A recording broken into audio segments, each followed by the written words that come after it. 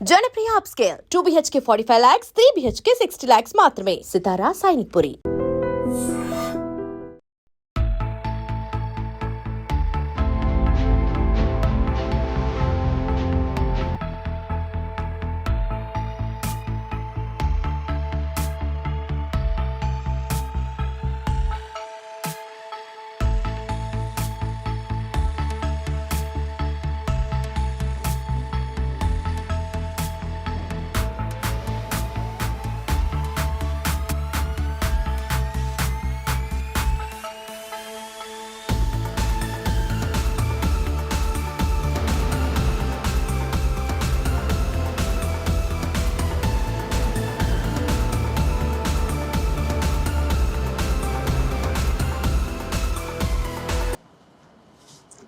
పశ్చిమ మధ్య బంగాళాఖాతంలోని నిన్నటి సైక్లోన్ మోంథా ఈరోజు ఉదయానికి పశ్చిమ మధ్య బంగాళాఖాతంలోనే మరింత బలపడి తీవ్రమైన సైక్లోన్ లేదా తుఫానుగా అవతరించింది.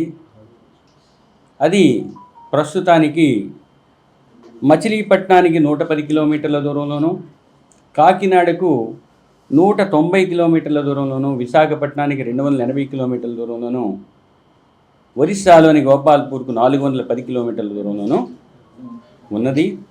ఇది రాబోయే కొన్ని గంటలలో ఉత్తర వాయువ్య దిశలో పయనించి ఈరోజు సాయంత్రం లేదా మధ్యరాత్రి మధ్యలో కాకినాడ తీరానికి సమీపంలో తీరాన్ని తాకవచ్చు.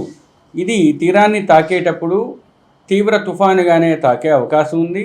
ఆ సమయంలో గాలులు 90 నుంచి 100, గరిష్టంగా 110 కిలోమీటర్ల వరకు ఉండే అవకాశం ఉంది. కాకినాడ పరిసర ప్రాంతాలలో సాధారణ అలల కన్నా 1 మీటరు రమారమి ఉప్పెన ఎగసి పడే అవకాశం ఉన్నది. ఇక ఈ ప్రాంతాల చుట్టుప్రక్కల కొంత తటీయ వర్షం యొక్క ఎద్దడి ఉండే అవకాశం ఉన్నది. అంటే నీరు నిలిచే అవకాశం లేదా సముద్రపు నీరు లోపలికి ప్రవేశించే అవకాశం కూడా ఉన్నది. ఇక ఈ 2 రోజుల్లో ఉత్తర దక్షిణ కోస్తా జిల్లాల్లో అత్యధిక ప్రాంతాలలో తేలికపాటి నుంచి మోస్తరు వర్షాలు పడే అవకాశం ఉంది. 3వ రోజున ఉత్తర కోస్తాలో పలు ప్రాంతాలలో, దక్షిణ కోస్తాలో కొన్ని ప్రాంతాలలో తేలికపాటి నుంచి మోస్తరు వర్షాలు పడే అవకాశం ఉంది. అతి ముఖ్యంగా ఈరోజు గమనించాల్సిన విషయం, శ్రీకాకుళం నుంచి తిరుపతి వరకు ఉన్న కోస్తా జిల్లాలన్నింటిలో, అంటే పశ్చిమ తూర్పు కోస్తా జిల్లాలన్నింటిలో కూడా భారీ నుంచి అతి భారీ, కొన్ని చోట్ల అత్యంత భారీ 1-2 చోట్ల పడే అవకాశం ఉంది. ఇక నంద్యాల, వైఎస్ఆర్ కడప మరియు అన్నమయ్య జిల్లాల్లోని 1-2 చోట్ల భారీ నుంచి అతి భారీ వర్షం పడే అవకాశం ఉంది. అందుచేత అత్యంత భారీ ఉన్న చోట్ల రెడ్ వార్నింగు, భారీ నుంచి అతి భారీ ఉన్న చోట్ల ఆరెంజ్ వార్నింగు ఇవ్వటం జరిగింది. ఇక పశ్చిమ రాయలసీమ జిల్లాలైన కర్నూలు, అనంతపూర్, శ్రీ సత్యసాయితో పాటు చిత్తూరు జిల్లాలోని 1-2 చోట్ల భారీ వర్షానికి ఆస్కారం ఉండే అవకాశం ఉన్నందువల్ల ఆ జిల్లాలకు ఎల్లో వార్నింగ్ ఇవ్వటం జరిగింది. ఇక 2వ రోజు కూడా కోస్తా జిల్లాల్లో కొన్ని చోట్ల భారీ నుంచి అతి భారీ, కొన్ని చోట్ల అత్యంత భారీ పడే అవకాశం ఉంది. కాబట్టి ఆ జిల్లాలకు కూడా ఇవ్వటం జరిగింది. ఇక ఫ్లాష్ ఫ్లడ్స్ లేదా తత్కాల వరద, అంటే కొంచెం తక్కువ సమయంలో వరద సంభవించే ప్రదేశాలు కోస్తా ప్రాంతాల్లో ఉన్నాయి. అందువల్ల ఆకస్మిక వరద ఉండే ప్రదేశాలని మీకు గ్రాఫికల్ రూపంలో సూచిస్తాను. ఇక మత్స్యకారులు ఈరోజు కోస్తా తీరం వెంబడి తీరం ఆవల 60 నుంచి 70 కిలోమీటర్లు, గరిష్టంగా 80 కిలోమీటర్ల వేగంతో గాలులు వీచే అవకాశం ఈరోజు మధ్యాహ్నం వరకు ఉంది. మధ్యాహ్నం తరువాత ఈ గాలుల యొక్క తీవ్రత పెరిగి 90 నుంచి 100 వరకు క్రమంగా పెరిగే అవకాశం ఉంది. గరిష్టంగా 110 కిలోమీటర్ల వరకు చేరే అవకాశం ఉంది. రేపు గాలుల యొక్క ఉధృతి ఉదయానికి 70 నుంచి 80, 60 నుంచి 70, గరిష్టంగా 80 వరకు చేరుకున్న తరువాత సాయంత్రానికి 45 నుంచి 55, గరిష్టంగా 65 వరకు ఉండే అవకాశం ఉంది. ఇక సాయంత్రం తర్వాత అది ఇంకా క్రమేపీ బలహీనపడి 35 నుంచి 45, గరిష్టంగా 55 వరకు చేరుకునే అవకాశం. మూడవ రోజు అనగా 29వ తేదీన కోస్తా తీరం వెంబడి తీరం ఆవల దానికి ఆనుకుని ఉన్న సముద్ర ప్రాంతంలో కూడా 35 నుంచి 45, గరిష్టంగా 55 కిలోమీటర్ల వేగంతో ఈదురుగాలు వీచే అవకాశం ఉన్నందువల్ల ఈ రోజు నుంచి రాబోయే 3 రోజులు కూడా మత్స్యకారులు వేటకు వెళ్ళవద్దని హెచ్చరికలు జారీ చేయడం జరిగింది. ఇక ఆంధ్ర కోస్తా తీరం వెంబడి ఉన్న ఓడరేవులన్నింటిలో కూడా ప్రమాద హెచ్చరికలు ఉన్నాయి. ముఖ్యంగా కాకినాడలో 10వ నెంబర్ ప్రమాద హెచ్చరికను, ఇక విశాఖపట్నం గంగవరంలో 9వ నెంబర్ ప్రమాద హెచ్చరికను, మచిలీపట్నం నిజాంపట్నం ఓడరేవు కృష్ణపట్నం ఓడరేవుల్లో 8వ నెంబర్ ప్రమాద హెచ్చరికను ఎగురవేయటం జరిగింది. కాబట్టి ఆయా వర్గాలకు సంబంధించినంత వరకు సమాచారాన్ని విస్తృతంగా కూలంకషంగా చర్చించి ఆయా వర్గాలకు తెలియజేయటం జరిగింది. విపత్తు నిర్వహణ యాజమాన్య సంస్థ, జిల్లా యంత్రాంగాలు, రాష్ట్ర ప్రభుత్వం తమ కృషిని చేస్తున్నాయి. ప్రజలు కూడా సహకారాన్ని అందించి ఈ విపత్తు నుంచి తమను తాము రక్షించుకోవాల్సిందిగా కోరడమైంది. నిన్న చెప్పుకున్నట్లుగా పూరిళ్ళు లాంటి వల్నరబుల్ స్ట్రక్చర్స్ ఏమైనా ఉంటే డ్యామేజ్ అయ్యే అవకాశం ఉంది. ఇక లోతట్టు ప్రాంతాలలో నీరు చేరే అవకాశం ఉంది. ట్రాఫిక్ నియంత్రణ చేయాల్సిన అవసరం ఉంది. కమ్యూనికేషన్ పవర్ లైన్స్ కూడా ఎఫెక్ట్ అయ్యే అవకాశం ఉంది. కొండ చర్యలు కొన్ని చోట్ల పడే అవకాశం ఉంది. మడ్ స్లైడ్ అంటే బురద లాంటి మట్టి పెళ్ళలు, చిన్న లూజ్ స్ట్రక్చర్స్ ఏమైనా ఉన్నట్టయితే అవి కూడా భూస్ఖలనం జరిగే అవకాశం కనిపిస్తున్నది. కాబట్టి లూజ్ స్ట్రక్చర్స్ దగ్గర, ఇటువంటి మట్టి పెళ్ళలు పడే చోట్ల ప్రజలు వెళ్లకుండా దూరంగా ఉండాల్సిందిగా కోరుకోవడం జరిగింది.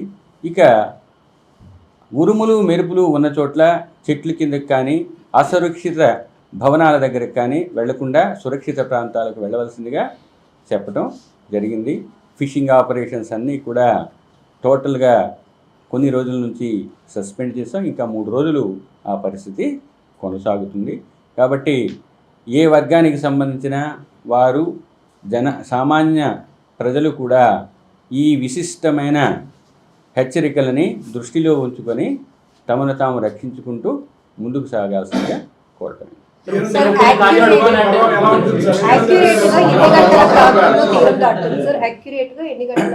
యాక్యురేట్ అని చెప్పటం కరెక్ట్ కాదు. ఎందుకు అంటే ఇది ఒక ఫేజ్లో ఒక సైక్లోన్ ఉందంటే దానికి ఒక ఐ ఉంటుంది, ఐ చుట్టూ క్లౌడ్ వాల్ ఉంటుంది. ఈ మొత్తం స్ట్రక్చర్ మూవ్ అవుతుంది కాబట్టి ఇన్ని గంటల మధ్య అని చెప్తారు ఇప్పుడు కూడా. కానీ ఇప్పుడున్న పరిస్థితుల్లో సాయంత్రం నుంచి రాత్రి లోపల తీరాన్ని తాకే అవకాశం ఉంది. ఇప్పుడు మీకు చెప్పినట్లుగా కాకినాడకి ఇంకా 190 కిలోమీటర్ల దూరం ఉంది.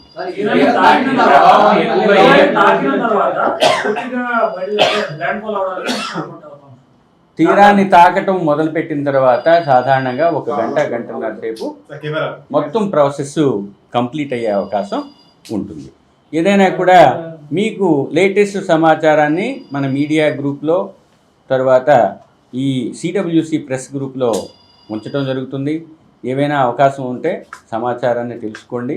మీకు నిరంతరం బులెటిన్స్ వస్తూనే ఉంటాయి. వాతావరణంలో ఈ మార్పులు ఏంటి సార్? ఒకసారి సడన్ గా ఎండ వస్తుంది, వర్షం పడుతుంది, అసలు కారణాలు ఏంటి? ఇంతవరకు ఉన్నవి పెరిఫెరల్ అవుటర్ బ్యాండ్స్ వల్ల వచ్చాయి. సిస్టము అలా కాన్సన్ట్రేట్ అయ్యే కొద్దీ అది కుచించుకుపోతుంది, లోపలికి వెళ్ళి. నిన్నటి వరకు ఉన్నదంతా కూడా పెరిఫెరల్ బ్యాండ్సే. దానివల్ల విశాఖపట్నంలో 21 సెంటీమీటర్ల వర్షపాతం గరిష్టంగా నమోదైంది. అనంతపురం ఏరియాలో మా అబ్జర్వేటరీస్లో 19 సెంటీమీటర్స్ వర్షపాతం నమోదైంది. ఒకటి మీకు ఇందాక చెప్పుకున్నట్టుగా కాకినాడ పరిసర ప్రాంతాల్లో, అంటే కాకినాడకు అటువైపు ఇటువైపు ఉన్న రమారమి 2 జిల్లాల్లో ఎక్కువ అవకాశం ఉంటుంది. మిగతా జిల్లాల్లో కూడా వర్షం ఎక్కువగా ఉంటుంది. విండ్ ఇందాక కూడా మీకు చెప్పినట్టు విండ్ని 3 క్వాడ్రెంట్స్ 3 సర్కిల్స్గా విభజించినట్టయితే ఒక ప్రాంతం 90 నుంచి 110 కిలోమీటర్ల వరకు వేగం ఉండే ప్రాంతాన్ని చూపించాం. ఇంకా మిగతా ప్రాంతం 60 నుంచి 90. ఇంకొక సర్కిల్ ఉంది, అదేమో 50 to 60. కాబట్టి ఈ 3 సర్కిల్స్లో ఉన్న ఏరియాని బట్టి వాటి యొక్క డ్యామేజ్ ఉంటుంది. ఇన్నర్ సర్కిల్లో ఎక్కువ విండ్ స్ట్రెంగ్త్ ఉంటుంది కాబట్టి ఆ ఏరియాలో ఎక్కువ డ్యామేజ్ ఉంటుంది. అంటే ఏంటి, కాకినాడ పరిసర ప్రాంతాలలో ఇంచుమించు ఒక 50 నుంచి 100 కిలోమీటర్లు ఆన్ ఐదర్ సైడ్ ఎక్కువ డ్యామేజ్ ఉండే అవకాశం ఉన్నది. ఎక్కువ డ్యామేజ్ అంటే ఏంటి, విండ్ స్ట్రెంగ్త్ ఎక్కువ, రెయిన్ఫాల్ ఎక్కువ ఇంటెన్సిటీతో పడుతుంది, క్లౌడ్ వాల్ ఉన్న రీజియన్లో ఎక్కువ వర్షాలు పడతాయి. ఇందాకే చెప్పాను కానీ మీకు 10వ నెంబర్ ప్రమాద హెచ్చరిక కాకినాడ. ఉప్పెన అన్నది ఒక వాటర్ టవర్ లాంటిది. మామూలుగా సముద్రంలో అలలు కూడా ఉంటాయి. ఆ అలలు కూడా వాటికి వేవ్స్, క్రెస్ట్ ఇవి ఉంటాయి, ట్రఫ్స్. అది కాకుండా సముద్రానికి దగ్గరగా వచ్చేప్పుడు ఒక స్తంభంలాగా నీరు 1 మీటర్ ఎత్తు వరకు ఎక్యుములేట్ అయ్యి అది కోస్తా తీరాన్ని ప్రభావితం చేస్తుంది. ముఖ్యంగా ఆ నీరు లోతట్టు ప్రాంతాల్లో చేరి ఉప్పు నీరు కూడా చేరే అవకాశం ఉంటుంది. దాన్ని కోస్టల్ ఇనండేషన్ అంటారు. నిజంగా ప్రస్తుతం ఉన్నటువంటి సమాజం దేనికి ప్రయారిటీ ఇస్తుంది? ఆర్థిక సంబంధాల చుట్టూ మాత్రమే తిరుగుతోంది. మళ్ళీ ఎన్నికలంగానే చాలా విరక్తి కలుగుతుంది.